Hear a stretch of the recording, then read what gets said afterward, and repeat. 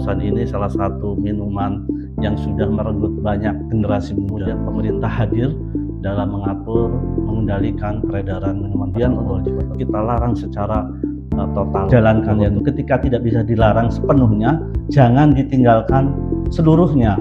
Maka minuman beralkohol adalah dilarang dan juga haram.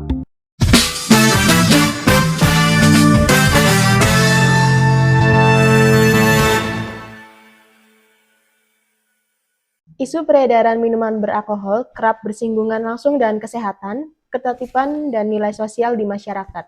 Saat ini, pemerintah daerah dan DPRD Kota Tegal tengah membahas Raperda tentang pengendalian dan pengawasan minuman beralkohol sebagai bagian dari upaya pelindungan masyarakat dan penegakan ketertiban umum.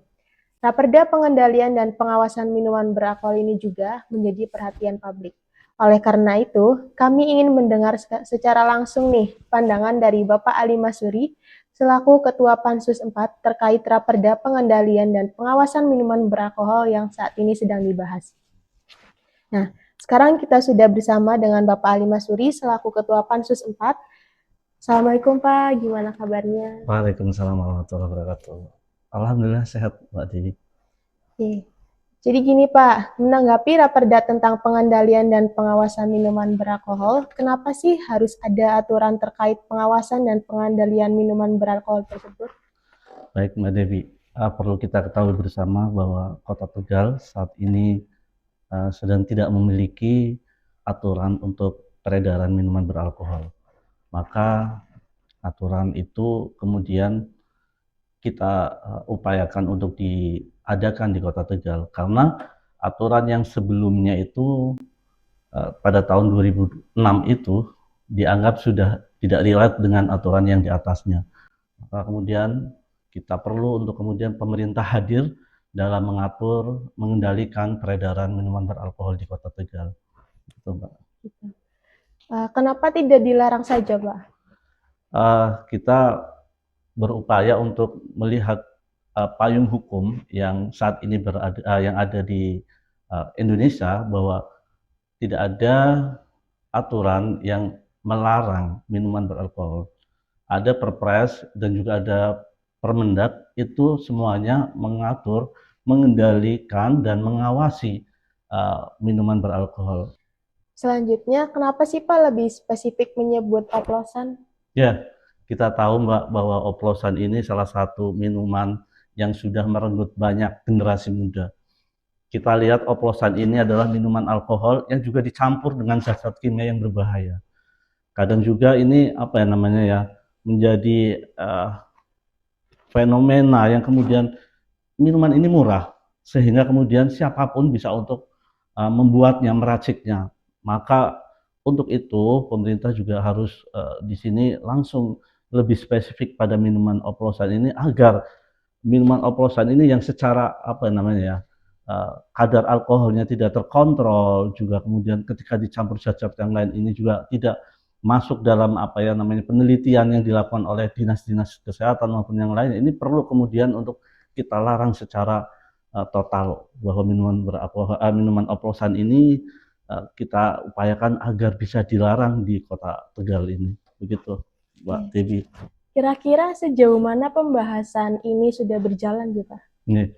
Alhamdulillah Pansus 4 sudah melewati beberapa tahap ya.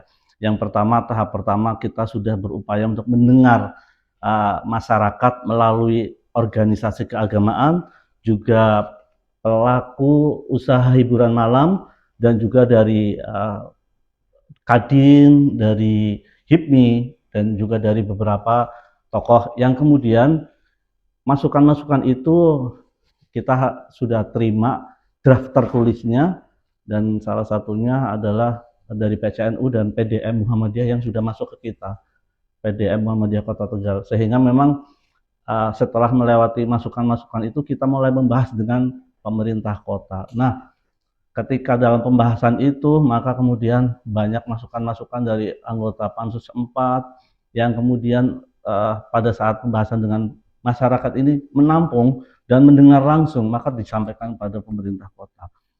Salah satu yang ditawarkan oleh pemerintah kota adalah pengendalian dan pengawasan minuman beralkohol. Kita menginginkan Pansus 4 agar judulnya ditambahkan konsideran pengendalian dan pengawasan minuman beralkohol serta pelarangan minuman oplosan. Nah, ini pada saat ini masih dalam tahap pembahasan. Kita meminta juga kepada pemerintah kota agar menghadirkan rancangan perwal, yaitu sebagai pelaksana dari perdanya nanti. Maka perwal ini harus kita lihat seperti apa sih, jangan sampai kemudian perwal ini berkontradiksi dengan perda yang ada. Begitu Mbak, jadi pembahasannya masih sangat panjang, kita masih berupaya untuk kemudian memasukkan semua unsur-unsur masukan masyarakat secara lengkap. Lalu ada pertanyaan menarik lagi nih Pak. Ya. Lalu masukannya dari siapa aja dan apa aja nih terkait raperda tersebut? Nah, tadi sudah saya sampaikan ada dari PCM, dari PCNU yang menyampaikan bahwa beliau apresiasi terhadap raperda ini karena terbuka menerima masukan. Nah, PCNU juga menyampaikan bahwa ada kaidah fikih yang memang harus kita jalankan, yaitu ketika tidak bisa dilarang sepenuhnya, jangan ditinggalkan seluruhnya. Maka kemudian ini adalah sebuah motivasi, sebuah harapan untuk kami agar nanti raperda ini bisa terus terbahas sampai kemudian bisa masuk pada pasal-pasal yang kemudian diharapkan oleh masyarakat. Yang satunya dari PD Pengurus Daerah Muhammadiyah Kota Tegal, beliau lebih memberikan pandangan bahwa minuman beralkohol adalah dilarang dan juga haram. Namun kita melihat bahwa konteksnya PDM Muhammadiyah memberikan ini, kita meyakini bahwa ini lingkupnya untuk umat Islam. Sedangkan di Kota Tegal ini lebih pada heterogen, ada beberapa agama yang ada di Kota Tegal. Begitu Mbak. Terus gimana tanggapan Pak Ali selaku Ketua Pansus 4? Apakah nantinya Pansus 4 menyetujui menjadi perda? Ya, menyetujui untuk menjadi perda ini masih proses panjang. Karena kita akan melewati beberapa tahapan lagi setelah pembahasan yang disepakati pemerintah kota dengan Pansus, maka kita juga akan meminta atau berkonsultasi kepada kementerian. Nah, ini nanti hasil konsultasi inilah yang kemudian menjadi hasil perda. Apakah kemudian nanti perda ini akan disetujui oleh Pansus? Kita lihat nanti saja, Mbak. Oke. Yang terakhir, kira-kira apa harapan dari perda ini jika nantinya ditetapkan, Pak? Baik, Mbak. Jadi tadi kekosongan aturan yang ada di Kota Tegal, saya yakin harus segera diisi.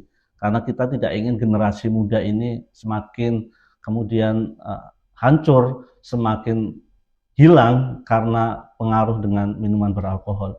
Maka ikhtiar kita sebagai anggota DPRD dan juga pemerintah kota untuk kemudian membuat aturan yang setidaknya bisa memperkecil ruang konsumsi, ruang distribusi minuman beralkohol di Kota Tegal.